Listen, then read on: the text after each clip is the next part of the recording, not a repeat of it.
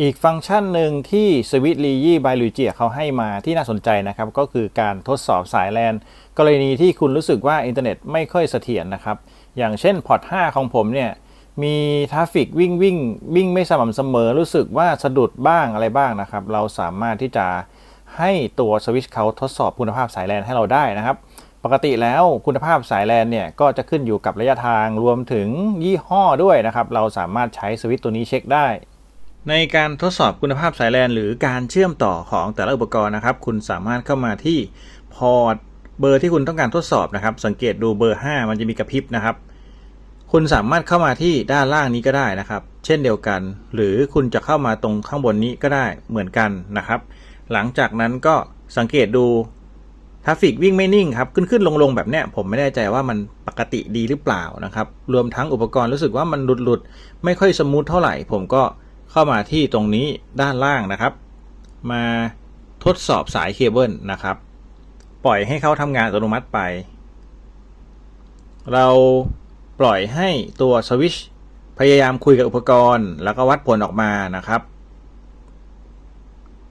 ปกติแล้วสายสั้นๆอาจจะไม่เห็นผลเท่าไหร่แต่ถ้าเกิดว่าคุณใช้กล้องวงจรปิดหรือ PoE ที่มันยาวๆครับมันจะมีผลเยอะพอสมควรเราสามารถใช้ตัวสวิตช์เขาเองในการทดสอบได้นะครับปกติแล้วถ้าทดสอบแล้วเออร์เขาก็จะแจ้งเตือนนะครับแต่ว่าถ้าทดสอบแล้วปกติดีก็จะเป็นแบบนี้นะครับก็ปกติดีนะไม่มีเออร์อะไรก็สามารถที่จะคุยได้นะครับทดสอบเสร็จแล้วก็มีเท่านี้ครับก็ลองทดสอบพอร์ตอื่นได้ด้วยนะครับทดสอบพอร์ตนี้ซึ่งพอร์ตนี้เนี่ยเป็นพอร์ตของ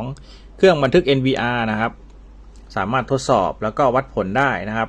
ก็ปล่อยให้เขาทดสอบไปเคยทดสอบแล้วเจอสายที่มันไม่ค่อยเสถียรมันจะแจ้งเลยนะครับว่าerrorก็เปลี่ยนสายเท่านั้นเองครับปกติแล้วทดสอบไม่นานครับซึ่งตรงนี้เราก็เห็นอยู่แล้วว่าทราฟฟิกด้านหลังสีน้ำเงินด้านหลังมันค่อนข้างสมูทนะครับตรงนี้ก็ปกติดีจะเป็นการดาวน์โหลดนะครับดาวน์โหลดกล้องดาวน์โหลดวิดีโอจากกล้องเนี่ยครับ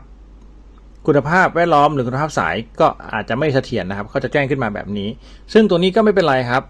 เขาก็ทำงานหนักคิดว่าก็เลยมีแจ้งเตือนนิดหน่อยผมก็ใช้มานะครับส่วนอื่นๆอย่างเช่นพอร์ตเบอร์6ซึ่งพอร์ตเบอร์6ก็ทำงานปกติดีพอร์ตเบอร์1ก็เป็นพอร์ตที่เชื่อมต่อกับเราเตอร์นะครับเขาจะอัพลิงก์วิดีโออัปโหลดวิดีโอไปอีกที่หนึ่งทำให้เขากินสเปคเยอะพอสมควรนะครับตัวนี้ก็ชัดเจนจากนิ่งๆเนี่ยพุ่งปี๊ดเลยคืออัปโหลดข้อมูลอยู่นะครับสูงมากๆก็มีเท่านี้ครับการใช้งานของการทดสอบพอร์ตแลนหรือสายแลนนั่นเองเขาก็จะวัดผลออกมาแล้วแจ้งเรานะครับก็เป็นข้อดีของสวิตช์รุ่นนี้แล้วก็สวิตช์ตัวใหญ่ตัวเล็กของลียี่ก็ทำแบบนี้ได้นะครับสำหรับคลิปนี้ก็ถ้าเกิดอยากทดสอบตรงไหนก็คอมเมนต์เอาไว้ได้เลยเดี๋ยวจะทดสอบเพิ่มให้นะครับสำหรับคลิปนี้ขอบคุณที่รับชมครับสวัสดีครับ